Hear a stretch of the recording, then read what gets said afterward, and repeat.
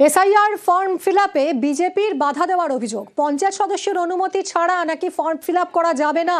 বিজেপির পঞ্চায়েত সদস্যের এমনই ফতোয়া ঘিরে দত্তপুকুরের চালতা বেরিয়ায় লোকনাথ পল্লীতে উত্তেজনা ছড়িয়েছে। আরো বিস্তারিত জানবো, জিয়াউল রয়েছে সঙ্গে। জিয়াউল, কি অভিযোগ? একদম দেখো, অর্থাৎ একদম অভিযোগ হচ্ছে এসআইআর ফর্ম ফিলআপ করতে গেলে বিজেপি পঞ্চায়েত সদস্যের অনুমতির প্রয়োজন। তার অনুমতি ছাড়া কোনো রকম ভাবে এসআইআর ফর্ম ফিলআপ করা যাবে না। তার এলাকায় এমনই ফতোয়া জারি করলেন একেবারে বিজেপির পঞ্চায়েত সদস্য। অর্থাৎ দত্তপুকুরের চালতাবেড়িয়া 257 নম্বর বুথ এলাকায় যখন এই বিএলওরা এসআইআর ফর্ম নিয়ে সেখানে যান এবং তার সঙ্গে বিএলএরাও সেখানে যান, কিন্তু সেখানেই বাদ সাজে তার অনুমতি ছাড়া কেন সেই এলাকায় বিএলএরা এখানে সে ফর্ম ফিলআপ করছে, কার অনুমতি? ফলে তার অনুমতি ছাড়া কোন রকম ভাবে ফর্ম ফিলআপ করতে যাবেন। এখানেই এলাকার মানুষজন তারা বলেন যে কেন পঞ্চায়েত সদস্যের অনুমতির প্রয়োজন, ফলে আমরা ফর্ম ফিলআপের জন্য আমরা নিজেরাই ফর্ম ফিলআপ করব এবং যারা শিক্ষিত ছেলে মেয়ে রয়েছেন তারা ফর্ম ফিলআপে সাহায্য করছে, কিন্তু তিনি কেন এ নিয়েই এই বাধা দেন এবং তা নিয়ে এলাকার মানুষের সঙ্গে পঞ্চায়েত সদস্যরা একটা বাকবিতণ্ডা জড়ায় এবং পরবর্তীকালে বিএলও তিনিও স্পষ্ট করেন যে কিছু মানুষ যারা ফর্ম ফিলআপ করতে পারেন না, তারা কিছু শিক্ষিত মানুষ এবং বিএলএ তারা কিন্তু ফর্ম ফিলআপ করতে সাহায্য করছে, তাহলে আপনি কেন বাধা দিচ্ছেন? কিন্তু তার দিক থেকে তিনি অনড় রয়েছে, তার কারণ তার স্পষ্ট দাবি তাকে কেউ কিছু না জানিয়ে সেই এলাকায় এসআইআর ফর্ম ফিলআপ হচ্ছে,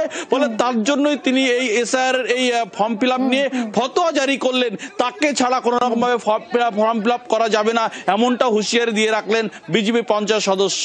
ধন্যবাদ। আমরা তৃণমূল কংগ্রেস কর্মীর কর্মসূচি দিয়ে সাধারণ মানুষের ফর্ম ফিল আপ করে তাদেরকে সুবিধা করার চেষ্টা করি। 257 পার্টির যিনি বিজেপি সদস্য সীমা সাহা, তিনি বলছেন তার পরামর্শ ছাড়া এখানে ফর্ম ফিল আপ করা যাবে না এবং রীতিমতো তার উপরে চড়াও হচ্ছে, তাকে মারের হুমকি দিচ্ছে। তারপরে যখন গ্রামবাসীরা প্রতিবাদ করেছে তখন উনি বিভিন্ন রকম প্রশ্ন করছে। বিজেপি তার পঞ্চায়েত বুথ বলে সে সাধারণ মানুষকে যা ইচ্ছা তাই করবে, ফর্মটা ফিল আপ করতে দেবে না, এটা তো ঠিক নয়। একজনে এখানে এসে যে আমার পার্টের আগের সাসপেন্ডেড বিএলও, সে এসে এখানে ফর্ম ফিল আপ করেছিল। লোকেদের ভুল বোঝাচ্ছিল যে আমরা পঞ্চায়েত থেকে এসেছি, পঞ্চায়েতের নিয়োগ প্রাপ্ত। আমার ওখানটাই আপত্তি ছিল। বর্তমানে তৃণমূল দল আর পঞ্চায়েত প্রশাসন বলতে তো আলাদা বলতে কিছু নেই, সব মিলেমিশে একাকার। যাই তৃণমূল দল তাই প্রশাসন সদস্য। সেখানে আমার এলাকাবাসীর তো বোঝা উচিত যে পঞ্চায়েত থেকে পাঠানো আর তৃণমূল দল থেকে বসা সম্পূর্ণ আলাদা জিনিস। এটাই আমার উদ্দেশ্য ছিল। বুধবার থেকে আমরণ অনশনে মমতা বালা ঠাকুর। এসআইআর প্রতিবাদে ঠাকুরনগরে আমরণ অনশন। আজ অনশন মঞ্চে মমতা বালা ঠাকুর। ঠাকুরনগরে আমরণ অনশনে অসুস্থ 3 অসুস্থদের দেখতে হাসপাতালে মমতা বালা ঠাকুর। ঠাকুরনগরে ফিরে অসুস্থদের দেখতে যান সাংসদ। অনিরুদ্ধ রয়েছে, আরো জানাবে অনিরুদ্ধ।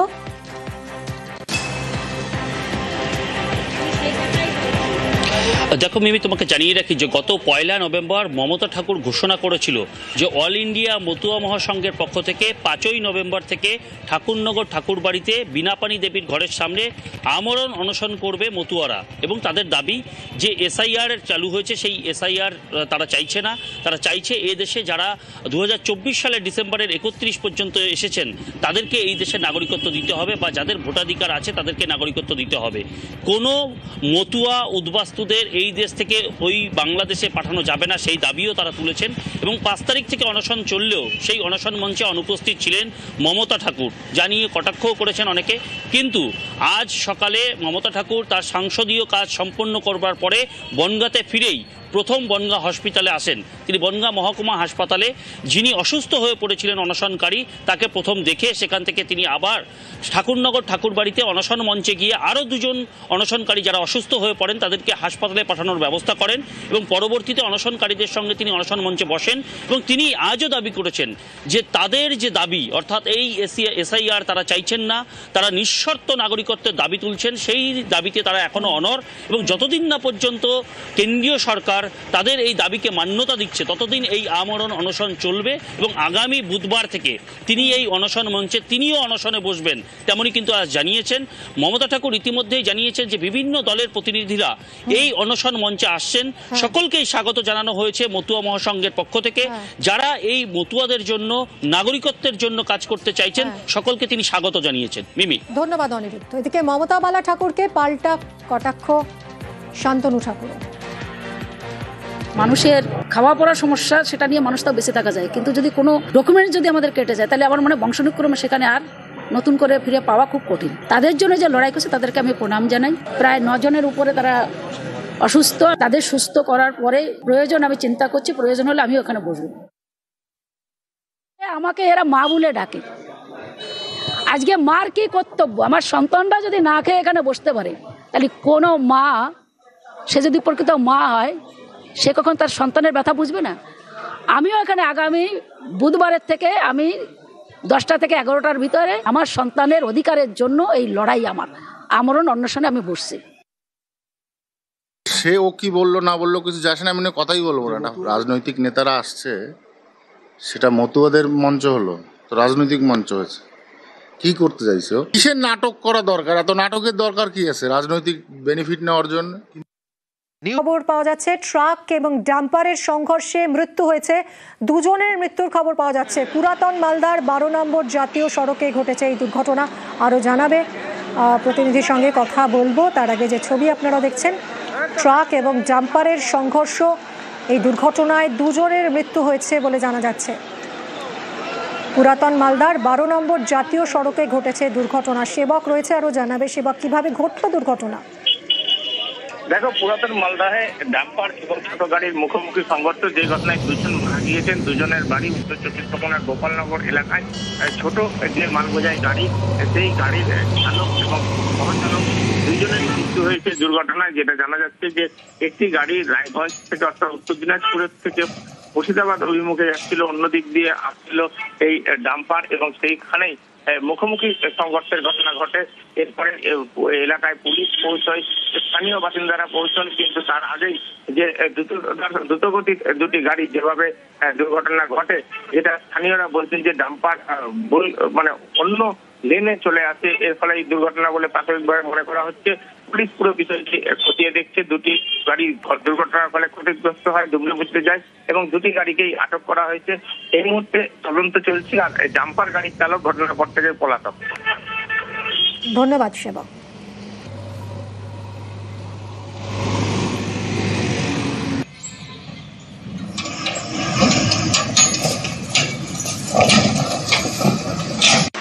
একটা অ্যাক্সিডেন্ট হয়েছে। আচ্ছা, একটা ছোট গাড়ি সেট থেকে আসছিল, আর এই যে ডিলার আছেন ডাম্পার আছে, এটা এই সাইড থেকে রং সাইড দিয়ে আসছিল। 2জনেই মুখোমুখি হয়ে ছোট গাড়ির ড্রাইভার খালাসি 2জনেই স্পটে মারা যায়। হুগলির খানাকুলে সবুজ ধ্বংস, কোনো অনুমতি ছাড়াই সরকারি জমির গাছ কেটে ফেলার অভিযোগ। বিজেপি পরিচালিত পঞ্চায়েতের বিরুদ্ধে অভিযোগ তৃণমূলের। অভিযোগ অস্বীকার বিজেপির পঞ্চায়েত প্রধানের।